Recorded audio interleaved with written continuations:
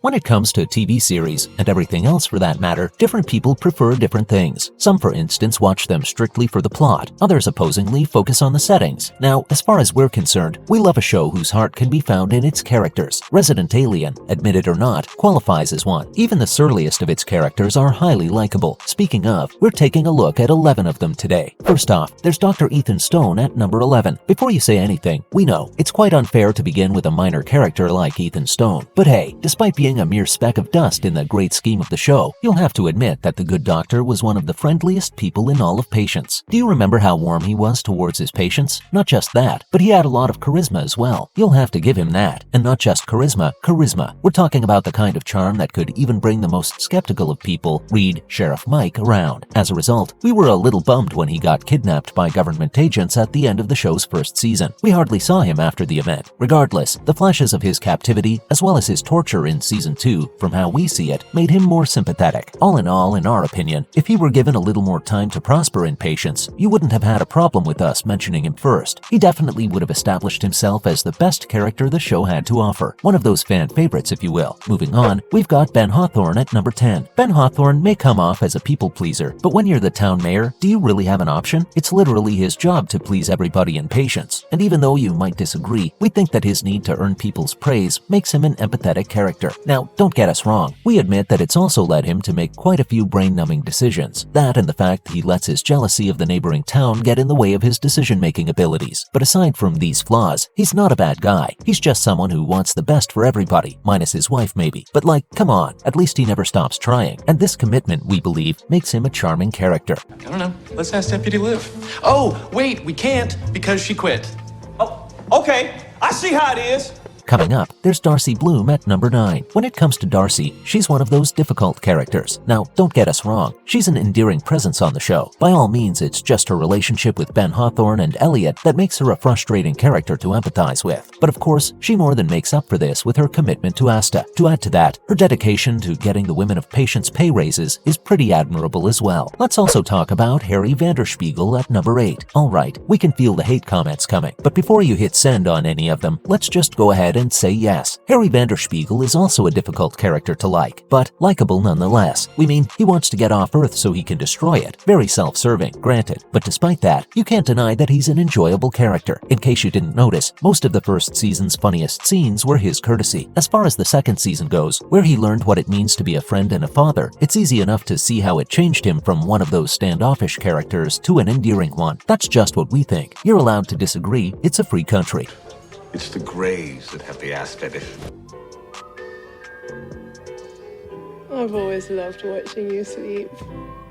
Not to mention at number 7, Asta 12trees. Having talked about Harry, it's time to discuss his foil character Asta. Asta, who, say what you will, has a way of getting on audiences' nerves with her anger at Harry and his lies. But we'd be lying if we said that Harry is all there is to her character. No sir, don't get the wrong idea. These instances of anger that we've mentioned may exist, but they're quite rare, and if you really think about them, they work to humanize her. One of television's most altruistic characters, that is. Speaking of altruism, another thing that we admire about her is her compassion, especially the compassion she has for the youth of Patience. For those of you who haven't noticed, she's always looking out for them. Some might say that it's mainly due to the mistakes that she's made growing up, but hey, where we come from, it's the thought that counts. Anywho, she's also likable to us because of how she befriended Harry even though he was an outsider in Patience. On top of that, some people also appreciate her for being willing to forgive the alien's transgressions. She can see how he's trying to better himself to remain friends with her. I care about. Darcy will be dead many years before you. You have to figure this out.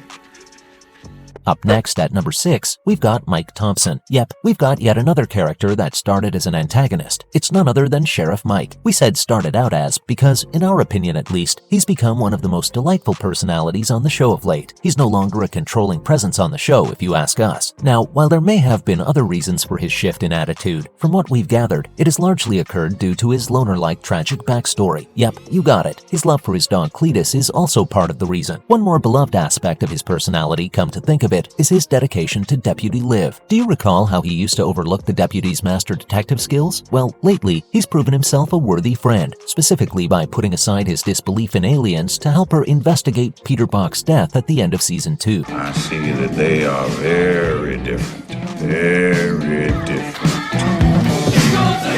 Couldn't break. Damn kid could work for the CIA. I ain't never seen nothing like it.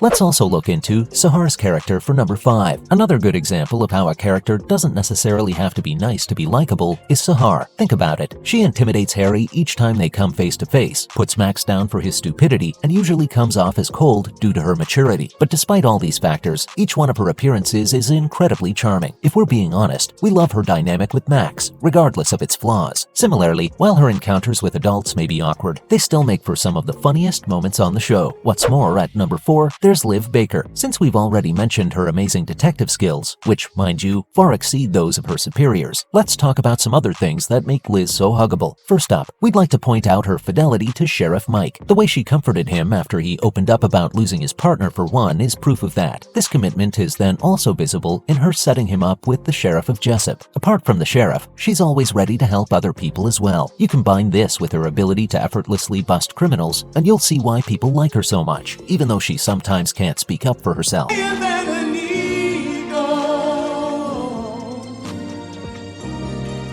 are the wind beneath my wings.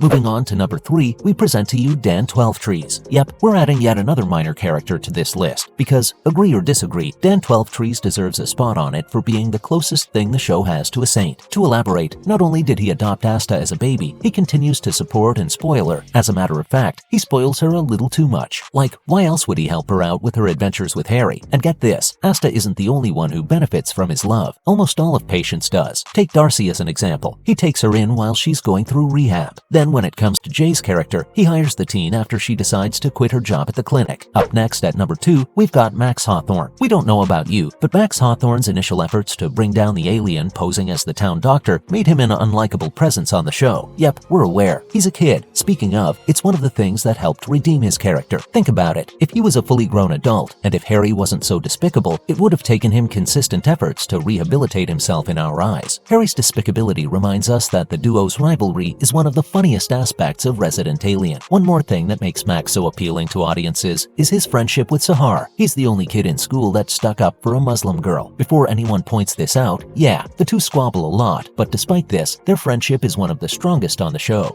But it doesn't make you vomit. You can pretend you don't like me, but I know you do. Last but not least at number 1, there's Eleanor McAllister. We don't think we need to explain why Eleanor is in audiences' good books. She, much like Mike, started out as an antagonist on the show, but as of now, she's become an ally to Harry.